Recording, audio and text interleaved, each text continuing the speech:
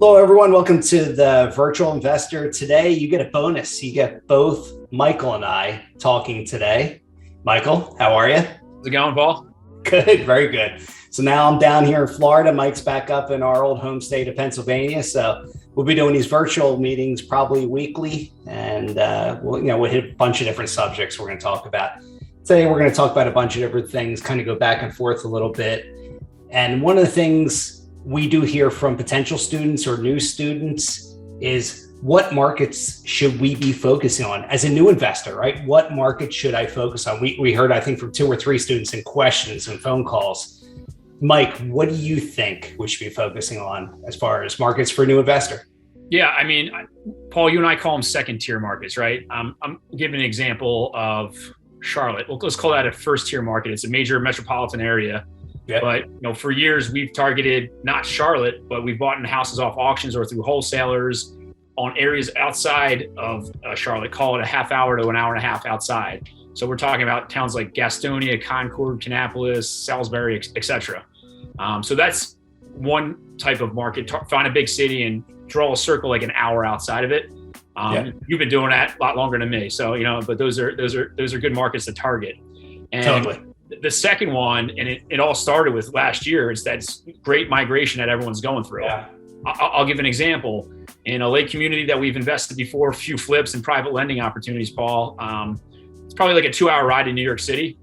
And it's just a quiet central or like Northeast PA type of town. And it's always been like half vacationers, half locals.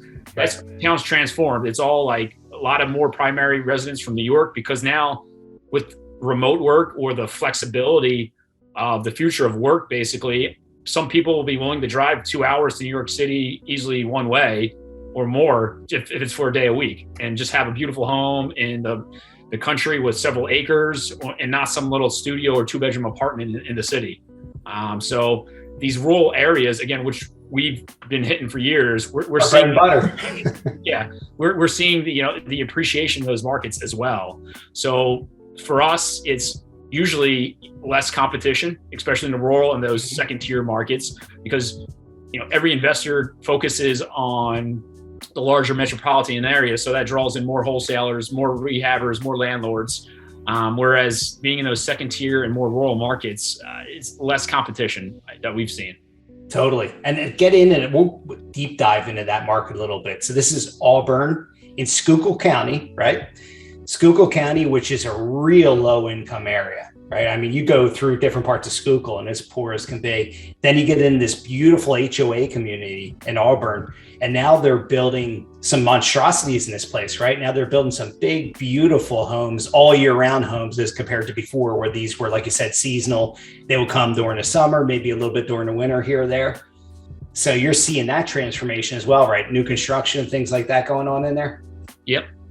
Yeah, ton of it.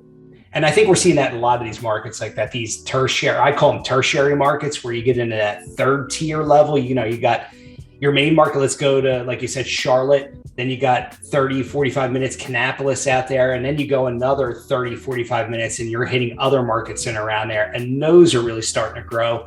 And those will probably continue to grow 20, 30 years just because of this whole great migration. So if you're a builder, a home builder, probably those are areas you should focus on. 1, because it's way cheaper to get the land. 2, it's probably way easier to build, way less constraints from a city, right? The cities have much more, their code is going to be potentially different, and what their requirements are is going to be far different in a big city than it's going to be in these secondary markets here, these tertiary markets. So something for new investors to think about the further you go out. And then the other strategy with that, which I'm going to lead into the kind of next part here, rentals that I had kept for years, which were in these markets. Part of the reason I got them is because they were so inexpensive.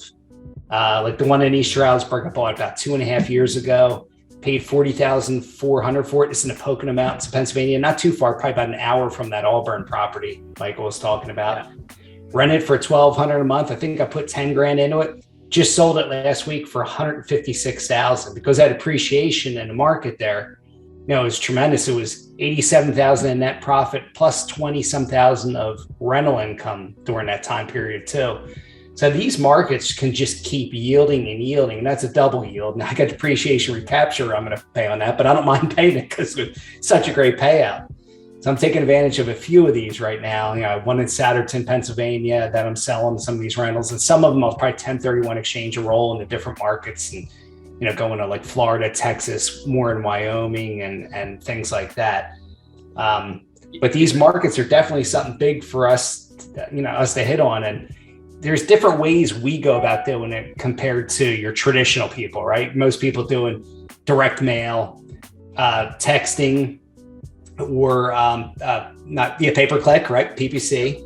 And there's great ones, there's great methods to do it, but they constantly cost you money, and you've constantly got to have them turned on. Whereas what we do, we're not doing that, right? We can turn it on and turn it off whenever we want. Mike can go on vacation whenever he wants, doesn't have to worry about it. I can go on vacation when I want. We can just shut it down. That's one of the great things about it. You're not married to it. You're not stuck with it. And your VA can do a lot of the work within this that they can't do in other things, right? So you want to talk about some of the ways we acquire properties besides, traditional methods that have worked well for us? Before we hop into that, I actually want to piggyback off your other thing with your rentals example. In this seller's market with the appreciation in home prices, look at your C, B performing properties. Yes. I did it too early. I did a lot of this in 2020 where I looked at the rental property versus, what I thought the value was worth at the time versus how it escalated all of a sudden pretty high. Yeah. And kind of make the assumption, should I cash out now and put better use of my money, whether it's a 1035 or private lend on it at 15% or whatever the case may be. Okay. Do that analysis too on some of these called C properties that you own. It might be worth to, cash in the chips and deploy that capital to better use. That's a great point. Actually, let's hit on that a little bit. So these dog rentals, these rentals that have been a pain in your ass over the years, the ones that, maybe they cash flowed for you, but they have driven you nuts, whether repairs or tenant turnover. Higher taxes, right? Higher insurance costs, higher HOA, whatever it's in, whatever it's got. So I got one of those in Lansdale, just not an ideal property. And this is Montgomery County, Pennsylvania. The setup of it's not great, but the market's so good. Now's the time for me to get rid of that and roll that into another property, get into something that's better. And 1031, let's talk about 1031 exchanges real quick, right? They're great, but there's dangers in 1031 exchanges too. And I've talked to so many investors who have done this. You've got, I think 45 days, you've got to pick up to 5 different properties that you're going to be able to purchase, right? With what you're selling. And then you got to close on them, I think, within 180 days. So you're really in a time crunch with this. So people have sold their properties, bought other ones, and turned out some of the new ones they bought have been dogs and have been a pain in their butt because they are kind of rushed into it. I don't like the 1031 the way it's set up. I wish it would give more time. It should give at least a year to let you sit on that. I mean, our taxes are a year, right? Why wouldn't they give us a year to do this? To me, it's an easy, simple one. So 1031s, I have never done one. I'm going to do it with 2 of them I have, but what I'm doing is I'm doing legwork now to find properties. I'm trying to find 5, 10, 15 properties and hope they don't go pending during the time I'm looking for these, and hope my other ones go pending during the right time. That's why I got to constantly keep doing it. But 1031s can be difficult. And I want to make sure I don't get into a dog, whether it's in Florida or Texas or Wyoming, wherever, and I'm picking up something.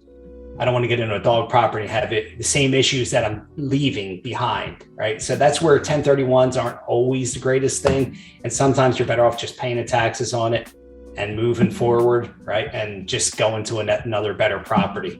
You hit the nail on the head with the one comment you made. You just can't sell yours and then quickly think you're going to find something in this market because supply is pretty low, right? So you almost got to follow it. I'm going to make some bids on these property, list mine, and kind of like time it all nicely.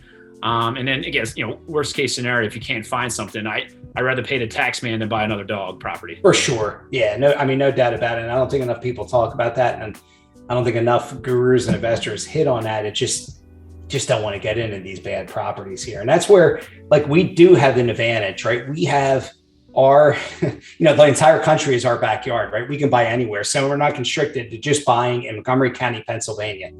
We can buy anywhere. So, all right, the one in Tennessee fell through. We couldn't get that one, but maybe there's still 2 other in Texas that we can roll it into. So by having that, it does give you more options, which is great. And I'm trying to locate all my rentals, if I can, in 0 income tax states. So that leaves me with like 9 states, or as many as possible anyway. for ease, one, and low taxation, obviously, and not have to worry about any issues with these different states. But also, as Mike hit the nail on the head earlier, about lower insurance costs, lower taxes in different areas. So Texas, Texas can have some high property taxes, especially if you're in a Dallas market. But if you go into those tertiary markets, we're talking about much lower, more reasonable taxes. So those are where, we'll generally hold the rentals. I have a kind of a glorified rental. Mike knows we've been dealing with this property for like 7 years, Sterling City, right? Yeah. Still basically a glorified rental. Sometimes they're behind, sometimes they're ahead. It was an owner finance. It's basically just turned itself into a rental. I think I'm going to probably have Mike turn that, and we're going to probably end up selling that one soon. And then rolling that into a different one. But I got to get those people out of there at some point here. But no, that's having a whole country as your backyard just makes it a lot easier. And also, you want to go to places that are better tax rate for you. And I don't. These people in California, they don't want to buy the rentals in California and pay all this crazy taxes if they can avoid, and all these regulations that they have, plus the shutdowns. With if you have God forbid you have another COVID shutdown, and then you lose in potential rent right there as well if these people can't bring in income. Plus, it's harder to foreclose and evict and all those kind of things. So go to the more freedom-oriented states, I think, with the rentals as much as you can. We definitely teach that. We definitely push that. That's a big part of our, educational platform. That's something we like to make sure you guys learn and understand there. But, I'm selling a lot of the rentals there, and I'll probably, like I said, 1031 exchange some of them, and the rest of them just pay the taxes and move into better properties, and maybe rolled into a fix and flip that Mike and I do too. But we're looking at doing all kinds of different things there. Anything else to add on to that? No, I think we covered it all there.